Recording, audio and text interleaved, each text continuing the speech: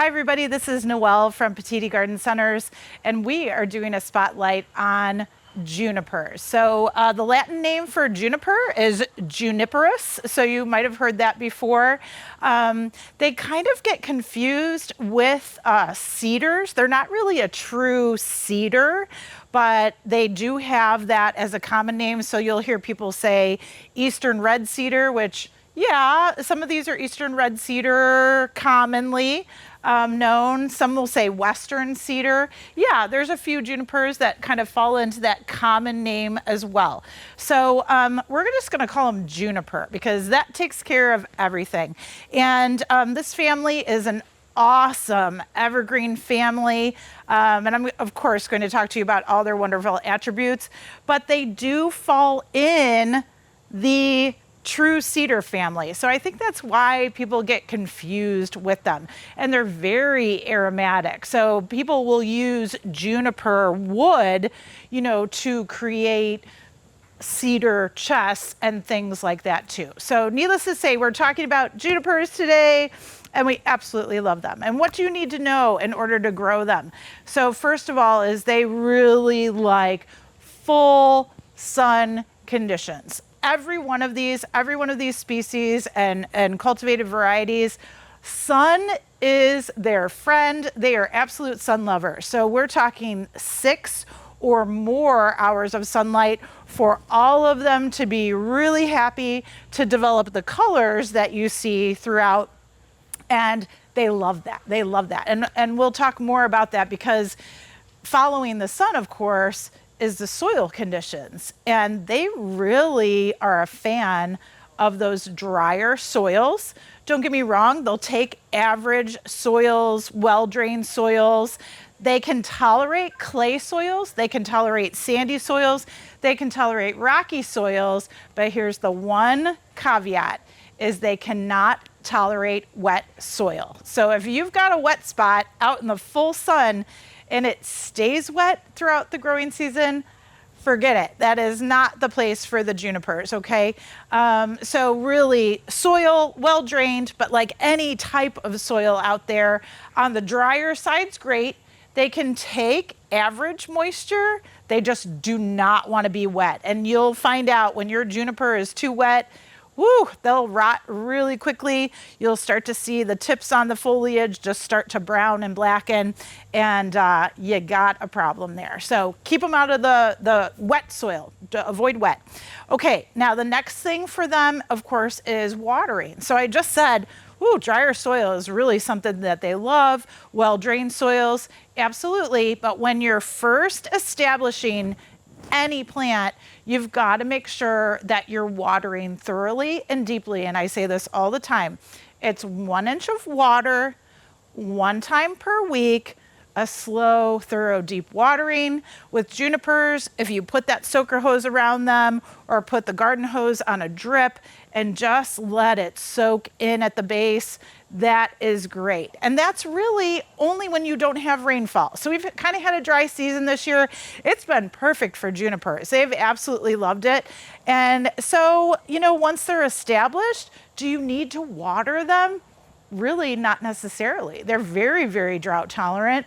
But every once in a while, if they're looking a little yellow, if you're noticing the needles are really, really sharp, really dry, yes, it probably would be a good idea to go ahead and give them a thorough watering, okay? So do that for the junipers, especially during drought or drier conditions. And like I said, they can tolerate it, but every once in a while, they might need a little bit of a drink, okay? So next thing, of course, is fertilizer. So what do we feed evergreens? Well, you guys are gonna say Hollytone, absolutely. So we're gonna use Hollytone on the juniper family. We normally couple that with iron tone, gives you some extra minerals and vitamins. And so a Hollytone, iron tone, you can apply fertilizer to evergreens up to 3 times during the growing season. The best times are going to be in the early spring, so usually March, April, and also late fall, so now October, November. If you think it needs a little pick-me-up, midsummer, no problem whatsoever, okay? So your holly tone and your iron tone. Just watch the package directions. Do pay attention to that. When you're planting them, at first, it's usually about a cup or so in the hole with the plant when you're planting. And once the plants are established and you're feeding again, you're usually applying 1 cup to 1 foot of branch length. So when some of these ground covers really start covering an area, let's say 6 foot, 8 foot long, guess what? 6 to 8 cups around that juniper. So just be aware of that, okay, as they grow. Other than that, let's talk about a little bit of like pruning maintenance, because a lot of people say, well, what do I need to do with junipers to just kind of keep them branching and looking beautiful? And really, guys, not a lot. But if you do need to prune, of course, and we always talk about the 3 Ds. So dead, damaged, diseased parts of the plant, always remove them as soon as you see them with clean pruning tools. Normally, many of these, their branches are not really that thick. Once they get a little bit older, they will be, but you can go through with pruning shears and remove the 3 Ds. But if you need to prune to kind of keep a little bit more compact or a little bit fuller, go ahead and do that during the dormant season, okay? So really during late fall, winter, that's the best time to do your pruning on your juniper. So keep that in mind.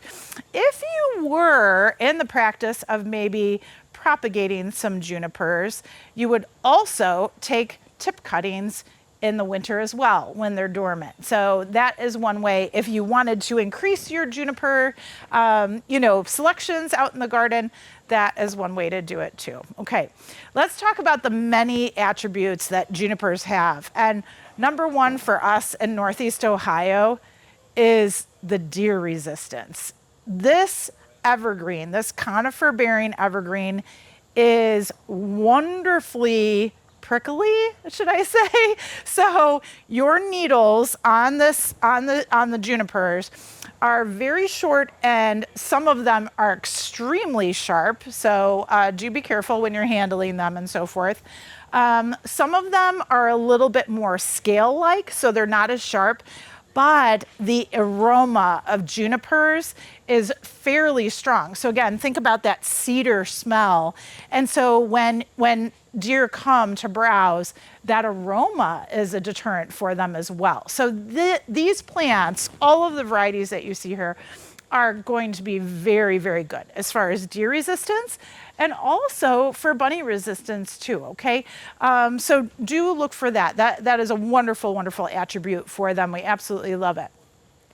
I had already mentioned their sun tolerance. So along with their sun tolerance goes heat tolerance, goes dry soil or drought tolerance as well. So they really are a wonderful plant for those very hard to plant conditions where it is just hot and dry all the time, and maybe you're not able to get irrigation out there. Guess what? This plant's gonna love that type of condition. So that's really, really good. A third major attribute to these plants is that they are year-round interest. You will always see color on them. You will always see foliage or needles on them as well. And you will always find different forms. You might have tall, upright, pyramidal forms. You might have kind of medium vase-shaped forms. You might have some that are more like fountain-like out in the landscape. And of course, you have a plethora of ground cover forms. Some might be really, really flat and prostrate like a carpet. Some might have like cushions, more cushiony type growth. So there's just a lot of color, a lot of shape, a lot to choose from here. And they all just make a great accent in the garden for that year-round interest. So that's wonderful. They're a great cutting garden plant, and you'd say, Noelle, I don't really cut junipers that much for their branches, what would that be for? Your holiday arrangement. So go ahead and cut your juniper branches so you can use them in outdoor holiday pots and arrangements. Of course, you could use them inside as boughs and things that you could put on the mantelpiece or up the staircase or wherever you want to use them. And some of the varieties are very, very nice, what we call berry or cone producers. So of course, those are going to be even more ornamental and really awesome, really aromatic for your holiday arrangements. So that's normally when we would use junipers in the cutting garden, okay, for arranging. What else do I want to say? My gosh, they're very tolerant of a lot of abuse, as I mentioned, the drought, the heat, the sun, but they're really, really good in urban settings or places that have a lot of air pollution. They're very tolerant of, again, poor soils, poor air quality, those types of things too. So these are great, very, very tough, adaptable plants for that type of growing situation. So that's awesome too.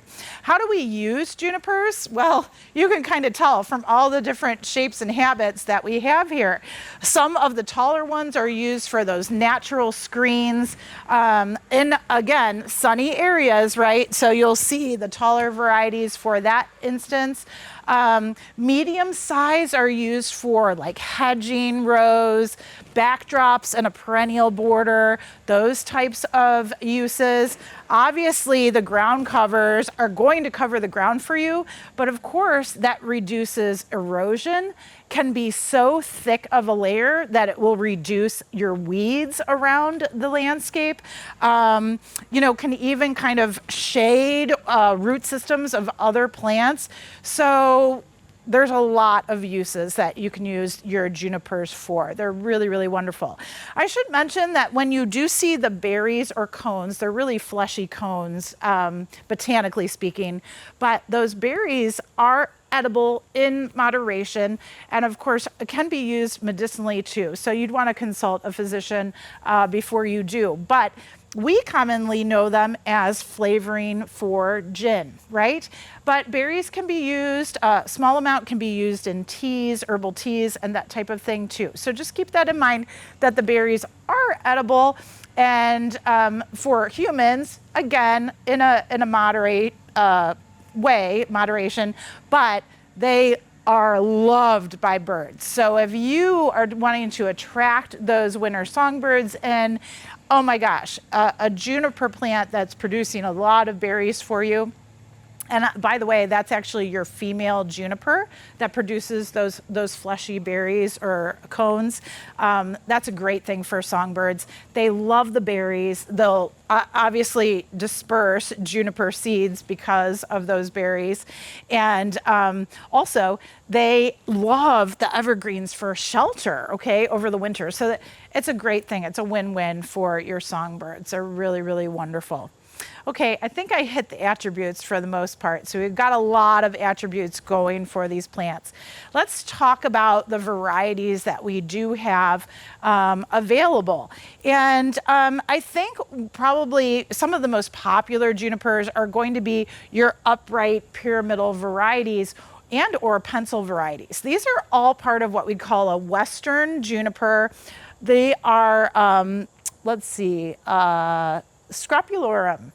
And they are, you can tell, look at the blue colors on these. So I have Wichita blue, which is tall, upright, 10 to 15 foot, typically pyramidal shape, a wide pyramid. And you can tell it's real fluffy at the bottom, a little bit more green at the bottom. But boy, that silvery blue-green really, really stands out when it's out in the sun, right?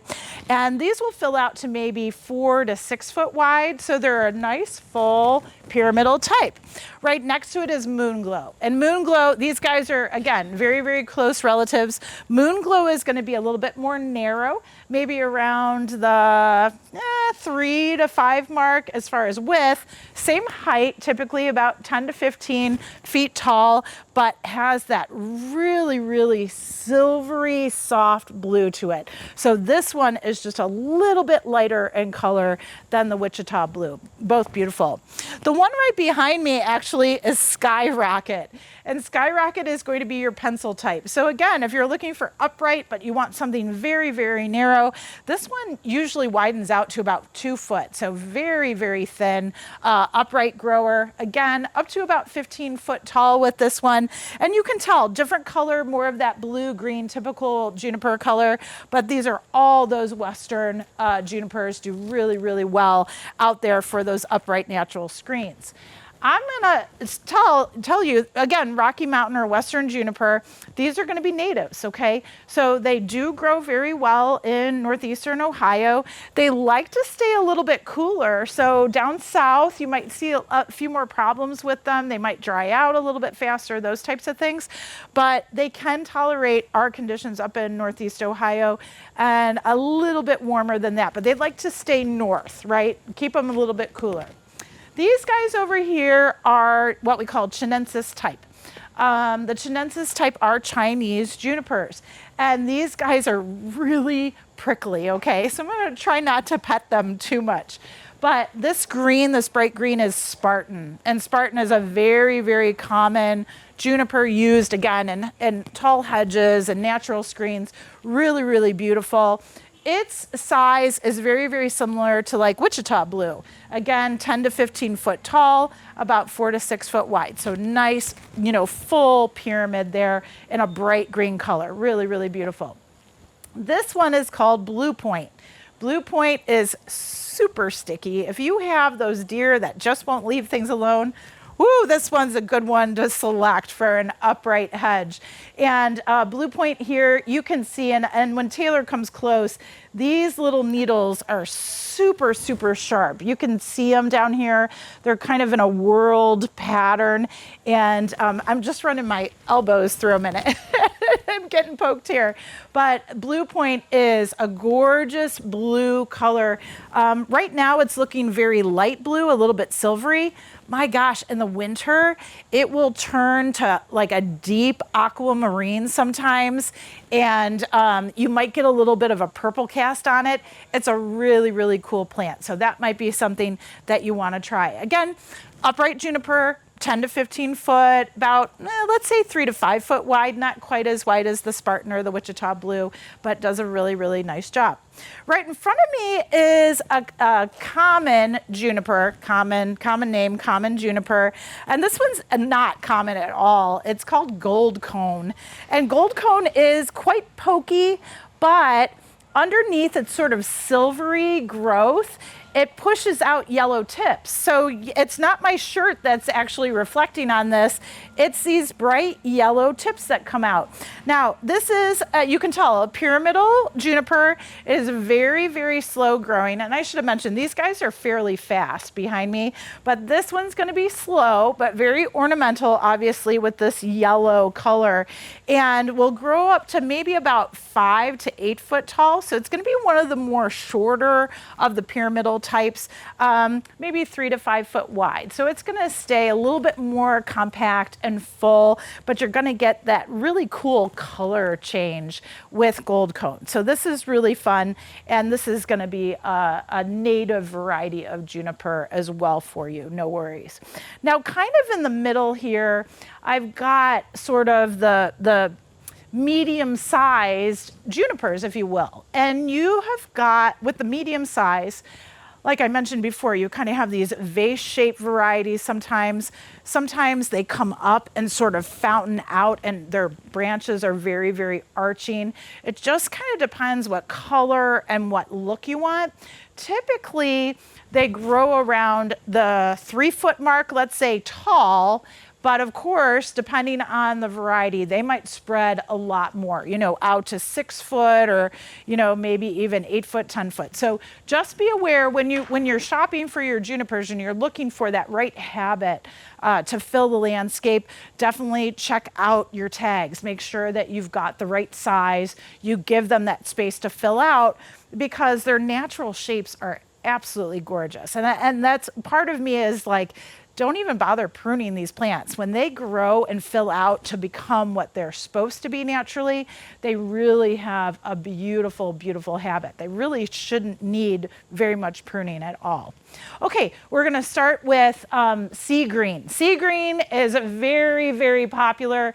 It is that really nice green, just slightly blue cast, but this one is when somebody talks about a Pfitzer juniper, like my Pfitzers, or, need a little trim or whatever. This is sea green. This is real typical, very, very upright, very feathery, very, very nice. And so you'll see these in the landscape quite often. Right in front of me is a Parsons juniper, and it's kind of on its own. Parsons is actually kind of soft needled. The new growth is very soft, but inside it's real sharp, okay? Beautiful kind of branching outright, but it's one of those that does kind of reach out and arch. So it's very pretty. It's one of the greener types. It has a little bit of blue cast to it, but very nice. Again, sea green can grow, guys. So medium hedge, but it can be anywhere from 3 to like 6 foot. So watch, sea green can get big. But that's the biggest of the mediums. And then you've got Parsons, 2 to 3 foot tall, again, can branch out. And I love this one. This is actually my favorite. This is Gray Owl. And Gray Owl is a Virginiana type. So it is it's a wonderful Ohio native. It grows very, very well for us. But look at that silvery blue color. It really, really stands out compared to all the greens and the blues and the yellows out here. This one's, again, right around that 3 foot mark, height-wise, and then it will reach out maybe 3 to 6 foot, okay, around. It is a great berry comb producer. So this one's very ornamental, very fluffy, very airy. Absolutely love it. You can't tell, can you? Right next to me here, this is Andorra. Sometimes it's called Plumosa too. And this one is gonna be your green vase. You can see how it's kind of standing up. It really does kind of stay in this green vase. It keeps on widening like that, but it keeps its branches up off the ground. And I enjoy it for that shape. It really is wonderful, bright green, beautiful, beautiful juniper there. So lots of selections here. As we move kind of into a lower tier, these are more ground cover types that you'll see out there. And I love this Saybrook Gold. It's very, very feathery, very, very showy. That is a Chinensis type as well. So yeah, you see them. These are very, very common out in the landscape and do a really, really nice job. Right in front of me, actually, is one called Green Mound. And Green Mound, I was mentioning how some of the ground cover types are very, very prostrate. This one is not. This is the one that kind of produces those little green cushions as it grows through the area, but it does stay rather short. You're really looking at no more than about 12 inches tall, but it has a beautiful blue-green color to it. The needles are nice and tiny. They kind of make this little star shape. So it's a really pretty juniper. Green Mound is really good in those kind of drier areas, really can tolerate a lot of abuse. So if this was like at an edge of a border, you never go over there, but it's in the full sun and it just gets rainfall whenever it rains and what have you, Green Mound will do a really, really nice job for you. In the middle here, just beyond Green Owl, this is a very popular one. This one's called Blue Star. Now, Blue Star is kind of in a species all by itself for us. It is, as you can tell, a sort of an amorphous type juniper. It's not ground cover like, it's not vase like, it really doesn't branch out or have these arching stems to it. It just is kind of a little of an unusual mound. and that's how it stays. It's really a dwarf type of juniper, beautiful bright blue coloration on this one, but it is a fun, different shape compared to some of the others. So this might be a nice one for you in your landscape, especially if you just want them to stay nice and compact. Blue Star will stay nice and compact. I really rarely see them bigger than like 2 foot tall, 2 foot wide. So they just stay in their little kind of amorphic mound. So that's really cool. Over here, I've got a lot of the carpet types. This one is Bar Harbor, and I'm going to pick it up. Bar Harbor is maybe 6 inches tall, but look at the trailing stems on this.